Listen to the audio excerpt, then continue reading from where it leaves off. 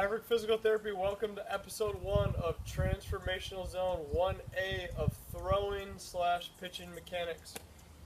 As a thrower, as a human, we're designed to propel an object, to throw an object, to sling an object, dating back to our ancestral kind of heritage of slinging rocks at rabbits, lizards, and deer. We are true to kind of the root of our foundation, this hunting and gathering like creature, and that we were designed to use the core, the shoulders to the knees, front, back, and side to side with these diagonal patterns from opposite shoulder to opposite knee, same shoulder to same knee, to use this massive amount of tissue and its rotational kind of side bending, kind of frontal plane and kind of forward and backward plane, sagittal plane like properties to kind of help load joints, help load bones, control the motion of those bones to give us the right joint motion to give us consistent, efficient movement. What we're going to take a look at here today, specifically kind of with spring in the air, spring upon us, with spring training coming on up, baseball season upon us, we're going to take a look at the throwing athlete in the form of the baseball player, stretch, and the wind-up position. Biomechanically in episode 1 right here, we're going to take a look at what the left side of the body for a right-handed throwing athlete do and have such a powerful impact upon the right lower extremity in the form of the left foot and ankle, the left hip, and what the throwing side arm and the glove side arm do in terms of playing a role in loading the body to be able to throw. So let's take an athlete, quite simply here, a right-handed throwing athlete from the stretch position. Whether it's a slide step or kind of a leg kick, let's see, as that pitcher comes on set, comes on up and loads, Transformational Zone 1A, we refer to these transformational zones as such because they are areas that we assess and they're areas that we treat on and place a lot of emphasis on. We place a lot of emphasis on these areas because, back to the root of movement again, movement is only a direct response to how well the body loads.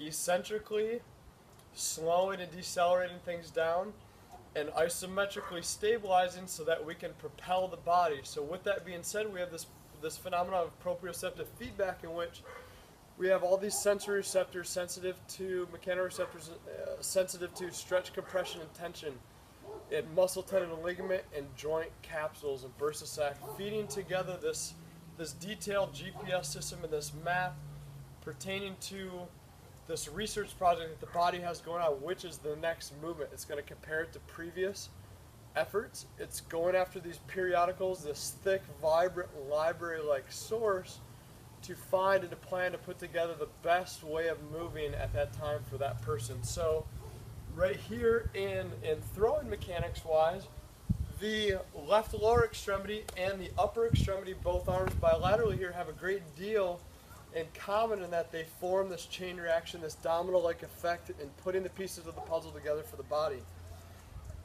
In loading that right foot and ankle, and loading that right hip, loading that right scapula, and loading that thoracic spine.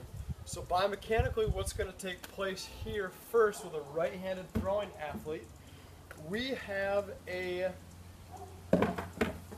so pelvis model right here, left lower extremity, it's going to start there, and it's also going to sandwich with this phenomenon, this chain reaction phenomenon, co-contractions, compression, congruency, approximation, three-dimensionally, top down, bottom up. Bottom up, the left lower extremity is going to be loading that right lower extremity. What we have, the left lower extremity right here, is going to be through the leg, through the femur, loading and rotating the pelvis to the right. Let me put it on this little stand now. As we get this right rotation, now we get this top-down load from the pelvis here, as the pelvis rotates right, the femur is also rotating to the right, the tibia and the fibula are also rotating to the right. And interestingly enough, down in the foot right here, we're getting kind of this relative adduction as the talus abducts, and as the calcaneus abducts as well, but not as fast as the talus to give us that relative adduction. So back to the pelvis wise in this right hip, which is a very, very pivotal thing to understand.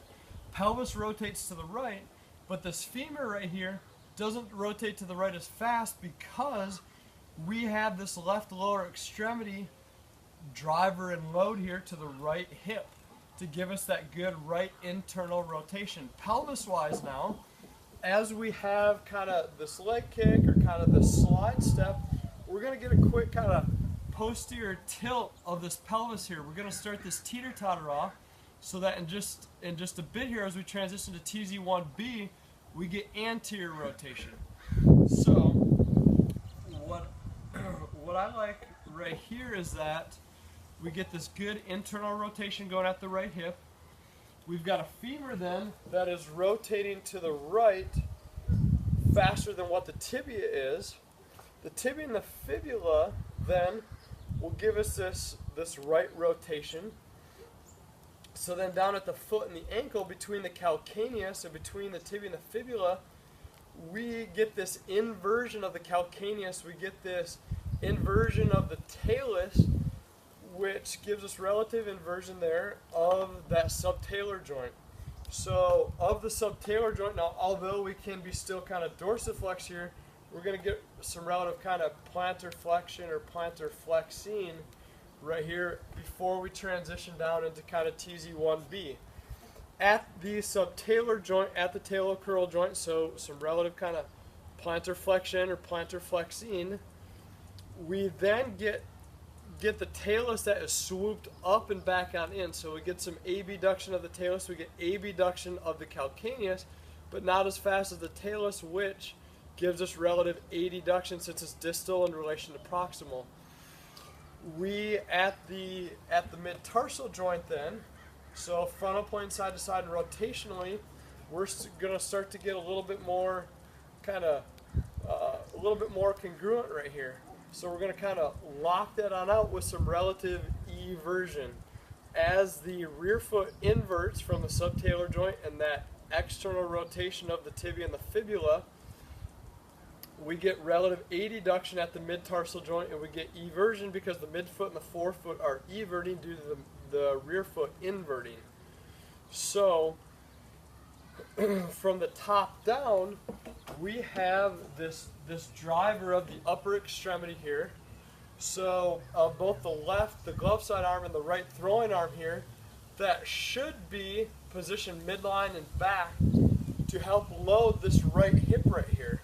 So upper extremity wise, midline to back, what we're doing here is to help facilitate this chain reaction and this super huge load through the butt and the hip to give us that good right rotation of the thoracic spine. And depending on where the glove hands are set, whether it's shoulder high or whether it's glove high, depending on kind of trunk motion wise, whether it's a Joe Nathan that's a mid to high 3/4 or a Pat Nishak who is down low and swinging it and slinging it, so to speak. Biomechanically, what we do with that trunk, it can all be a little bit different, but regardless, same principles are going to apply here, bottom up and top down. When we take a look at an infielder and an outfielder, whether it's setting up to receive a ground ball, or whether it's setting up to receive a fly ball, or a ball that was hit through the middle, or in between kind of that the hole at third and short, and are coming on up, or between first and second, or coming on up to make a throw to third base or home plate. What we're going to have here is we feel the ground ball, position of our feet. Not everything is going to always be peachy keen and perfect for that, especially that infielder, but then also that outfielder. Foot position can be very much different, but the top-down load of this upper extremity plays a much more than, I'm not going to say more, but it plays a super, super pivotal role in being able to load that hip, being able to take the stress off of that shoulder joint, that glenohumeral joint capsule, that supraspinatus, that infraspinatus, that teres minor, that subscapularis, through the effort of top down, kind of loading that scap and loading that thoracic spine. This is episode number TZ1A now of throwing and pitching mechanics. As we get into this position, we talked about before, now this left lower extremity kind of load from the top down into the right hip and the right lower extremity. Pelvis right here as we come on up is really, really, really giving us that good internal rotation of the right hip, but it's also kind of tilting backwards. We're starting to get a little bit of what we call some relative extension because of maybe what that glove side arm is doing as well, in combination with the left lower extremity, to really start that teeter-totter from when we go to TZ1A to when we go to what we call TZ1B.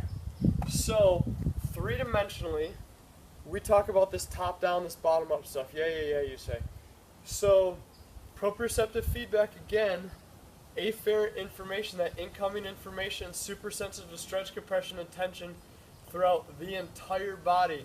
It's that slingshot, that rubber band, that bouncy ball-like effect, and that as even a muscle in general, three-dimensionally has a lot of different characteristics, starts to produce movement, is going to be loading in another plane to further help load the entire kinetic chain. In the second episode of TZ1A throwing and pitching mechanics, we're going to go after some exercises that for me have been very successful in treating a lot of good successful throwing athletes. With spring training upon us, it brings back for me a lot of great fond memories coming from Michigan, Ernie Harwell, good old Detroit Tiger days, all these great memories. So what we're here today we're here today to celebrate the pitching athlete, the throwing athlete, the competitor. At some point in time, whether we do it regularly anymore or not, we are designed to throw things. We need to be adequately prepared, whether we play professionally, collegiately, high school, middle school, kind of elementary, coach pitch, t-ball, whatever that is. Whether we're kind of the weekend warrior, the kind of the renegade, whether we throw a frisbee or just throw a ball, toss a ball around in the backyard, we need to be able to throw an object. We need to be able to throw that well. We need to be able to load the backside hip. We need to be able to load the backside shoulder blade from the bottom up and from the top down. Episode